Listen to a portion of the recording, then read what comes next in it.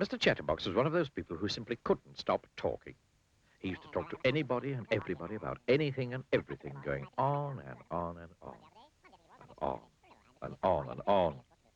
And on and on and on. And when he didn't have anybody else to talk to, he used to talk to himself. Morning, Mr. Chatterbox, he used to say to himself.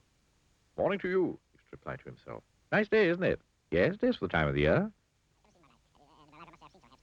And so on, and so on, and on, and on. The other day, Monday, it was, or perhaps it was Tuesday. Very well, because it is quite good morning, don't you agree? Of course, yes, of course you do. Because that's what you said to me in the first place, isn't it? Yes, I really must. This hat is really, to say the least, one of the best hats I've ever seen in my life. And in my life, I must say I've seen some hats. And furthermore, to get however, it's not quite so good a morning, in my opinion, but I might be wrong, although I don't very often.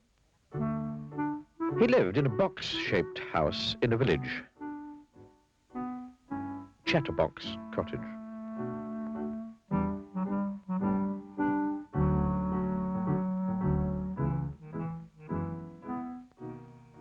One morning, the postman arrived with a letter for him. Morning, Mr. Chatterbox, said the postman. Oh, good morning to you, postman, replied Mr. Chatterbox.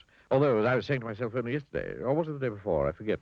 However, it's not quite so good a morning, in my opinion, but I might be wrong, although I'm not very often, as it was the other day. Monday, I think it was. Or well, perhaps it was Tuesday. But never mind. Because it is quite a good morning, don't you agree? Well, yes, of course you do, because that's what you said to me in the first place. And he went on and on and on all the morning. And the poor postman was late delivering all his letters. That afternoon, Mr. Chatterbox went into the hat shop in the village. Hello, Mr. Bowler, he said to the man who owned the hat shop. Do you think if it's possible that I could buy, if it's not too expensive, and I'm sure it won't be, a new hat? Because, would you believe it? Well, yes, of course you would. But anyway, as I was saying, my present hat, the one on my head, as you can see, is getting, how can I put it, a little too old. Because I've had it for, let me see now, must be, let's see, 10 years? No, I tell a lie, it can't be that long. Or can it?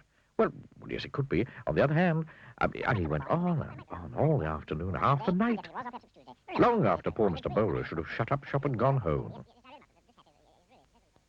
Eventually, when Mr. Bowler managed to get a word in edgeways, or was it sideways, he promised to order a new hat for Mr. Chatterbox. Then he pushed Mr. Chatterbox out of his shop, still talking, of course, and went home for his supper, which was cold, of course, because Mrs. Bowler had cooked it for him hours ago. And while he ate, he thought. Exactly 1 week later, the new hat for Mr. Chatterbox arrived. The postman delivered it to Mr. Bowler's shop. At last, said Mr. Bowler, heaving a sigh of relief. I think this hat is going to be the answer to the problem of Mr. Chatterbox talking so much. Oh, I wish it could be, said the postman. How can it? Because, replied Mr. Bowler, this hat is a magic hat. Oh, replied the postman, who didn't quite understand.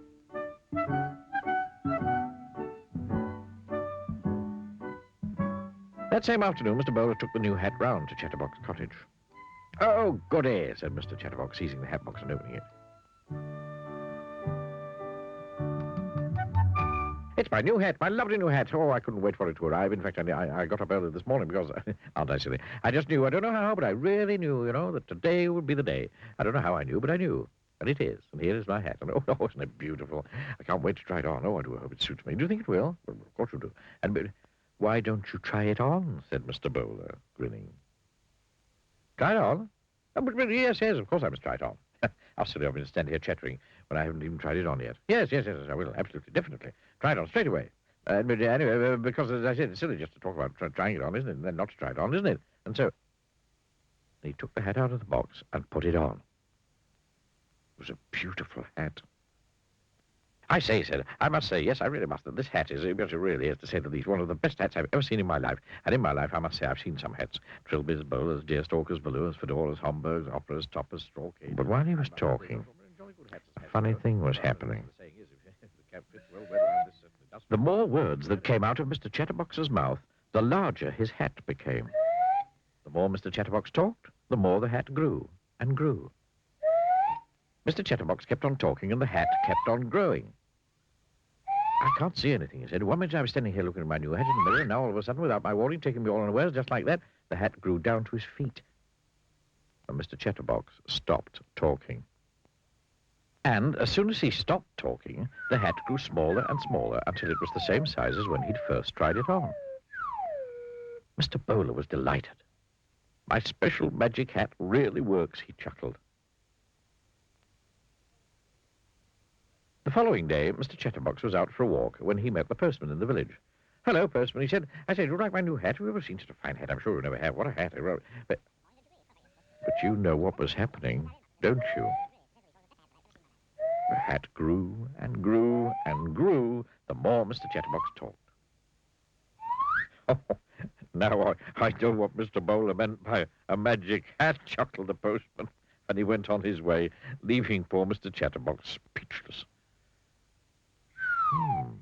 He thought, thinking, not talking, thinking. And you know something? That hat taught Mr. Chatterbox his lesson. And these days I don't talk half as much as I used to do, or even a quarter as much, or even a half of a quarter as much. But in short, I talk less. And you know the reason for that, don't you? Yes, of course you do. But keep it under your hat.